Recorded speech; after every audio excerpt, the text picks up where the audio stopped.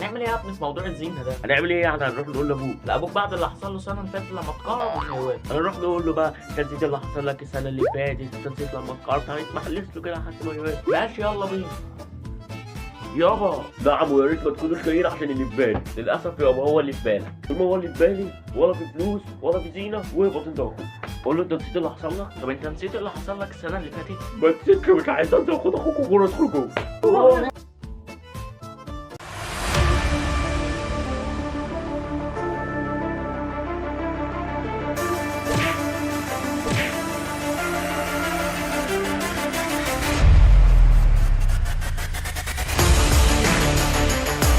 كل العيال. قالوا مين؟ انا اخترت عيال. لو عايز عيالك تاني تجيب نص مليون جنيه في اللوكيشن اللي انا هبعته لك، اوعى تبلغ الحكومه ولا تجيب حد معاك. عيالك هيتأذوا وانت هتبقى. الو